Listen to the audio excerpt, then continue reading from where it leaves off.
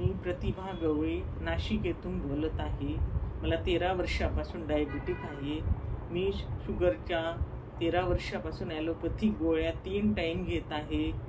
माझे सकाळी नाश्त्यानंतर 1, जेवणानंतर 2, रात्रीच्या जेवणानंतर 2 एवढ्या गोळ्या चालू आहेत आता, पण माझी शुगर कधीही कंट्रोलला आली नाही।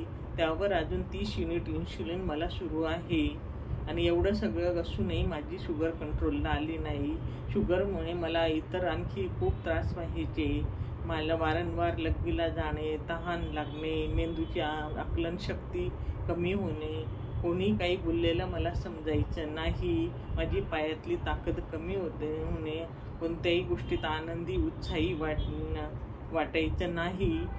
पूर्ण माझ्या चेहऱ्यावर प्रचंड थकवा दिसायचा आणि त्यानंतर मला माझी HbA1ची 10.5 होती, कोलेस्ट्रॉल माझं 270 होतं, ट्रायग्लिसराईड माझे इथं 470 होते आणि माझं 3 महिन्याचे मी जेव्हा सुरू केले अँटॉक-T आणि D सुरू केल्यानंतर 2-3 दिवसातच माझे कॉम्प्लिकेशन्स हळूहळू कमी व्हायला लागले।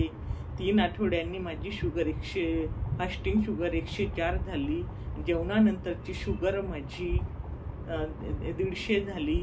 त्यानंतर 3 महिन्यांनी पुन्हा HbA1ची टेस्ट केली, माझे HbA1ची 7.4 झाले, कोलेस्ट्रॉल 138 झाले, ट्रायग्लिसराईड माझे 111 झाले आणि माझे पूर्णपणे त्रास नाहीशी होऊन मला सगळ्या म्हणजे जेवढे म्हणजे बाहेर जाऊन नंतर मी थोडेफार पूर्ण म्हणजे जे खाण्यापिण्याची इच्छा माझी नंतर व्हायची नाही, मला गोड खाणं वगैरे काही नाही।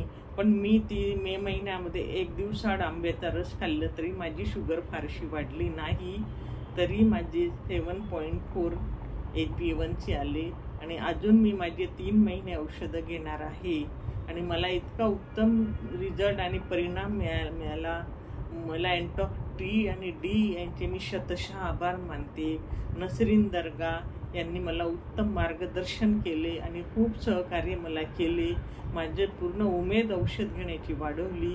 त्याबद्दल मी नसरीन दर्गा आणि माझी कोल्हापूरची मैत्रीण रोहिणी यादव यांचे मनापासून आभार मानते आणि पुन्हा इथं सर्व डायबिटिक पेशंटला मी औषध घेण्यासाठी सार्वजनिक आवाहन करते।